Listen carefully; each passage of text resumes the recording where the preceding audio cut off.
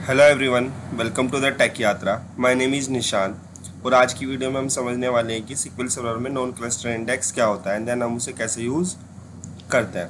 Non cluster index start करने से पहले मैं चाहूँगा कि आप cluster index and then indexes क्या होते हैं, table scan and index scan, उन दोनों को समझ लें। तो मैंने उन दोनों टॉपिक्स पे वीडियो बना रखी है जिनके लिंक मैं इस वीडियो के डिस्क्रिप्शन में डाल दूँगा एंड देन आप वहाँ पर जाके चेकआउट कर सकते हैं। अब बात कर लेते हैं कि non cluster index SQL Server में क्या होता है। सो नॉन क्लस्टर इंडेक्स के केस में आपकी एक इंडेक्स टेबल अलग से क्रिएट हो जाती है, ठीक है। एंड देन जो इंडेक्स टेबल अलग से क्रिएट होती है उसमें आपके उस टेबल में जो डेटा का अरेंजमेंट होता है वो एक्चुअल टेबल में जो डेटा का अरेंजमेंट है उससे बिल्कुल डिफरेंट होता है। जो आपकी एक्चुअल टेबल का डेटा होता है वो एक प्लेस पे स्टोर होता है और जो इंडेक्स टेबल होती है वो दूसरे प्लेस पे स्टोर होती है। इंडेक्स टेबल क्या काम करती है, जो आपके एक्चुअल डेटा की स्टोरेज लोकेशन होती है उसको पॉइंट करती है। अब हम क्या काम करने वाले हैं, मैं आपको एक डायग्राम दिखाने वाला हूँ जिस डायग्राम में हम क्या काम करेंगे, नॉन क्लस्टर इंडेक्स की जो पिक्टोरियल रिप्रेजेंटेशन है ना, बी ट्री की स्ट्रक्चर की, वो हम आपको दिखाने वाले हैं।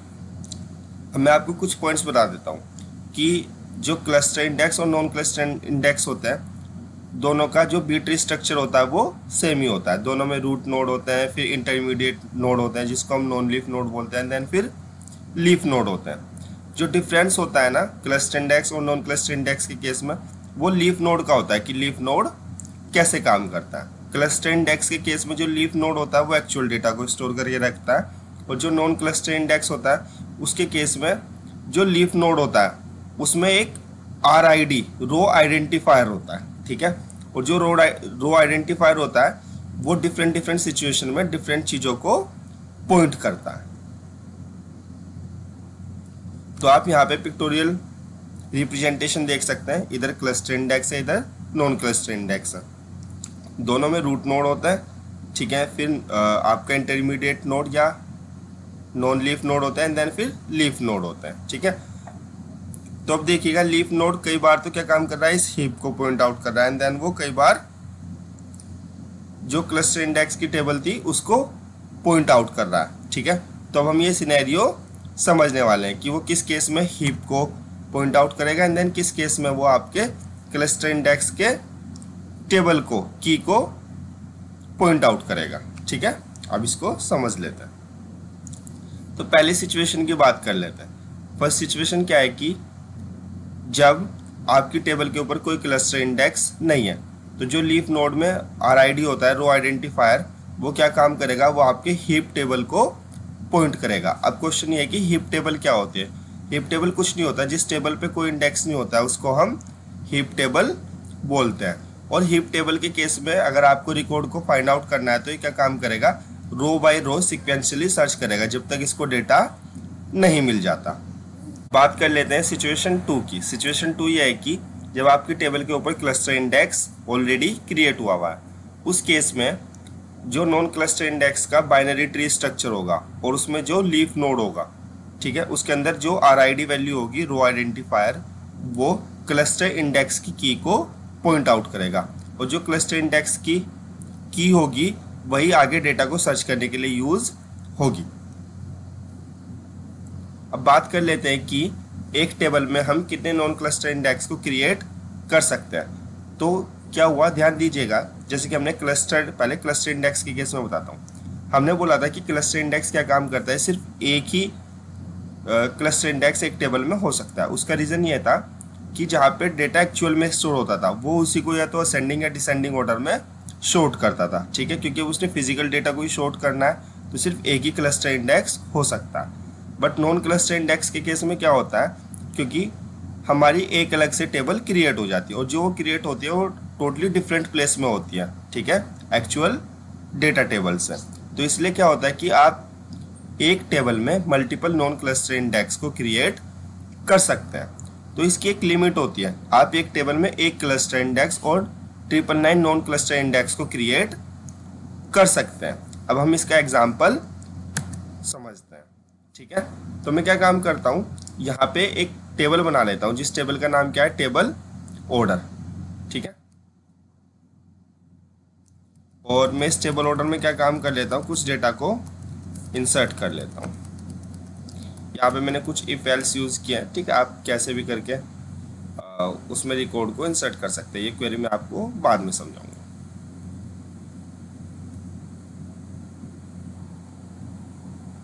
ठीक, तो मैंने वहाँ पे मल्टीपल रिकॉर्ड इंसर्ट कर दिया। अब बात कर लेते हैं कि कितने रिकॉर्ड इंसर्ट हुआ है। सो सिलेक्ट स्टार फ्रॉम, देख लेते हैं। सो अगर आप देखेंगे इसमें मैंने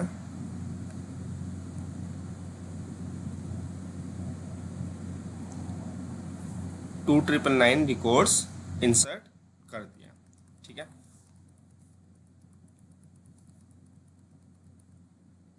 अब आगे की बात कर लेते हैं। अब मैं क्या काम करता हूँ, इस क्वेरी को एग्जीक्यूट करता हूँ कि टेबल ऑर्डर में मेरे को वो डेटा निकाल के दे दे जहाँ पे जो प्रोडक्ट आईडी है वो 101 है, ठीक है। तो मैं क्या काम करता हूँ, इस क्वेरी को यहाँ पे एक बार एस्टिमेटेड एग्जीक्यूशन प्लान चेक कर लेते हैं। तो देखिएगा, जब मैंने इस क्वेरी का एस्टिमेटेड एग्जीक्यूशन प्लान चेक किया तो उसने क्या दिखा दिया, यहाँ पे टेबल स्कैन हो रहा है, ठीक है। और टेबल स्कैन के केस में आप यहाँ पे देख सकते हैं estimated number of rows to be read जो दिखा रहा है वो 2999 है। जितनी उसमें रोज थी वो उतनी की उतनी ही दिखा रहा है। इसका मतलब ये क्या काम करेगा, क्योंकि इस टेबल पे कोई भी इंडेक्स नहीं है तो उस केस में वो सारी रोज को 1 बाय 1 वहाँ पे सिक्वेंशली चेक करने जाएगा, और जब तक कि उसको वो रो नहीं मिल जाती जिसके लिए वो डेटा को सर्च कर रहा था, ठीक है। अब हम क्या काम करते हैं, यहाँ पे इसका एग्जीक्यूशन प्लान तो चेक ही करते हैं, ठीक है, और इस क्वेरी को हिट कर देते हैं, ठीक है।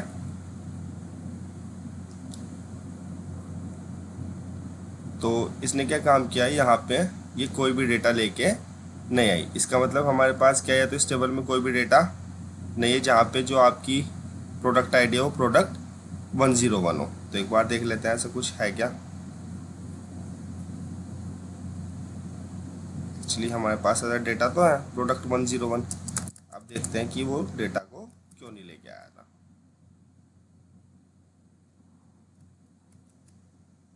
ठीक है, एक बार फिर से सर्च करते हैं, ठीक है। तो इस बार वो डेटा को लेके आ गया, माइट भी हमारे पास कुछ स्पेलिंग मिस्टेक थी, ठीक है। अब हमने क्या काम किया, क्योंकि हमने एग्जीक्यूशन प्लान पे क्लिक कर रखा था, ठीक है। अब देखिएगा यहाँ पे सेम ही दिखा रहा है कि टेबल स्कैन हुआ है तो कितनी रो रीड होने वाली, 2999। अब एक बार आगे बढ़ लेते हैं, ठीक है। तो हमने यहाँ पे देखा था, मैंने आपको दिखा दिया कि यहाँ पे जो मेरा टेबल स्कैन यूज़ हो रहा है और जो मेरी कॉस्ट 100% यूज़ हो रही है, ठीक है। उसके बाद हमने क्या काम किया, अब मैं इस टेबल पे एक क्लस्टर नॉन क्लस्टर इंडेक्स को क्रिएट कर देता हूँ। तो यहाँ पे देखिएगा create non cluster index, then उस इंडेक्स का नेम, क्योंकि मैं प्रोडक्ट आईडी पे क्रिएट कर रहा हूँ, on TBO dot table order name पे यहाँ पे product ID, and then include दे दिया मैंने आईडी कस्टमर और प्रोडक्ट नेम, इन कॉलम को भी वो इंक्लूड कर ले, ठीक है, कर दिया। अब मैं क्या काम करता हूँ, इस क्वेरी को फिर से यहाँ पे आपको ये प्लान चला के दिखा देता हूँ। इस बार वो कौन सा स्कैन यूज कर रहा है, इंडेक्स सी की स्कैन, ठीक है, या इंडेक्स स्कैन। अब आप देखेंगे, अगर आप यहाँ पे देखेंगे तो अब नंबर ऑफ रोज जो रीड होने वाली है वो कितनी है, 1। तो क्या हुआ, जब किसी टेबल में क्लस्टर इंडेक्स नहीं होता तो जो आपका नॉन क्लस्टर इंडेक्स का बी ट्री स्ट्रक्चर होता है उसमें जो लीफ नोड होगा वो आपके हीप टेबल को पॉइंट कर रहा था, और हीप टेबल में हमें रो बाय रो सिक्वेंशली हर एक वैल्यू को सर्च करना पड़ता है। अब क्या हुआ, जैसे ही हमने इस पर एक नॉन क्लस्टर इंडेक्स बना दिया तो अब इसने क्या काम किया, इसने जो क्लस्टर इंडेक्स की थी उसको पॉइंट आउट कर दिया, एंड देन वहाँ उसी के बेसिस पे उसने क्या काम किया, डेटा को सर्च कर दिया, ठीक है। अब बात कर लेते हैं कि क्या हम किसी टेबल में non cluster index, composite non cluster index को बना सकते हैं। Yes, it is possible. सबसे पहले बात कर लेते हैं कि कंपोजिट नॉन क्लस्टर इंडेक्स क्या होता है। जब आप एक साथ एक से ज़्यादा कॉलम पे, ठीक है, एक नॉन क्लस्टर इंडेक्स को अप्लाई कर पाए, that is called composite non cluster index, and this is possible, we can do it, ठीक है। अब हम क्या काम कर ले रहे हैं, कई बार जब आप अपनी क्वेरी एग्जीक्यूट करते हैं ना, देन लेट्स से अगर उस क्वेरी में क्या है कि आपका कोई index, non cluster index missing होता है तो एग्जीक्यूशन प्लान में वो यहाँ पे दिखा देता है। ठीक है, तो आप जैसे यहाँ पे जाएंगे उसके बाद आप क्या काम कर सकते हैं, यहाँ पे राइट क्लिक करके क्रिएट इंडेक्स को क्रिएट कर सकते हैं। ठीक है, तो आज की वीडियो में मेरे को आपको यही समझाना था। अब एक लास्ट क्वेश्चन मैं और कवर कर लेता हूँ। ठीक है, वो क्वेश्चन ये है कि क्लस्टर और नॉन क्लस्टर इंडेक्सेस में क्या क्या डिफरेंस है। तो फर्स्ट तो वही कि एक टेबल में एक ही क्लस्टर इंडेक्स हो सकता है क्योंकि वो फिजिकली डेटा को स्टोर कर सकता है। And then second, non cluster index हमारे पास मल्टीपल हो सकते हैं क्योंकि नॉन क्लस्टर इंडेक्स के लिए अलग से एक टेबल क्रिएट होती है। ठीक है, एंड देन दोनों जो एक्चुअल डेटा की टेबल होगी, जो नॉन क्लस्टर इंडेक्स की टेबल होगी, दोनों सेपरेट प्लेस पे होती है। ठीक है, जो मेन डिफरेंस है वो ये होता है कि क्लस्टर और नॉन क्लस्टर इंडेक्स के केस में जो लीफ नोड होते हैं वो कैसे काम करते हैं। तो क्लस्टर इंडेक्स के केस में जो लीफ नोड होते हैं वो एक्चुअल डेटा को होल्ड करते हैं, और नॉन क्लस्टर इंडेक्स के केस में जो लीफ नोड होते हैं उनके अंदर एक RID, रो आइडेंटिफायर होता है जो सिचुएशन के बेस पे काम करता है। ठीक है, अगर किसी टेबल में क्लस्टर इंडेक्स बना हुआ है तो जो रो आइडेंटिफायर होगा वो क्लस्टर इंडेक्स की की को पॉइंट आउट करेगा, अदरवाइज वो हीप टेबल को पॉइंट आउट करेगा। और हीप टेबल का मतलब होता है कि जब किसी टेबल पे कोई इंडेक्स नहीं होता, that is called heap table. और हीप टेबल पे जो डेटा सारा का सारा सर्च होता है वो सिक्वेंशियली होता है, रो बाई रो। अब बात कर लेते हैं कि क्लस्टर और नॉन क्लस्टर इंडेक्स दोनों में से फास्टर कौन होता है। ठीक है, तो जो क्लस्टर इंडेक्स होता है ना वो स्लाइटली फास्टर होता है। अब स्लाइटली फास्टर क्यों होता है, क्योंकि जो लीफ नोड होते हैं ना वो एक्चुअल डेटा को ही स्टोर करके रखते हैं। ठीक है, एंड देन अगर हम जब भी किसी डेटा को सर्च करने आते हैं तो लीफ नोड क्या काम कर लेते हैं, डायरेक्टली उस डेटा को रीच कर जाते हैं, एंड देन हमें रिजल्ट बहुत जल्दी दे देते हैं। On the other hand non cluster index के केस में क्या होता है, क्योंकि जो आपके लीफ नोड होते हैं ना वो आपके एक्चुअल में या तो हीप को टेबल को पॉइंट आउट करेंगे या क्लस्टर इंडेक्स की को पॉइंट करेंगे। तो इस केस में ना एक एक्स्ट्रा लुकअप हो जाता है नॉन क्लस्टर इंडेक्स के केस में। दैट्स वाई ये क्लस्टर इंडेक्स के कंपैरिजन में थोड़ा सा स्लो काम करता है।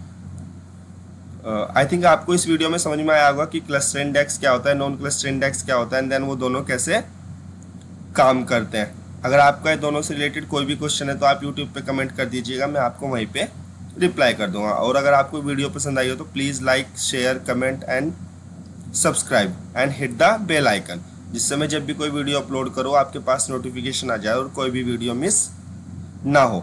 एंड देन आप कमेंट करके बता सकते हैं कि मैं आगे किस किस टॉपिक पे वीडियो बनाऊँ। So thank you, let's connect in next video, bye.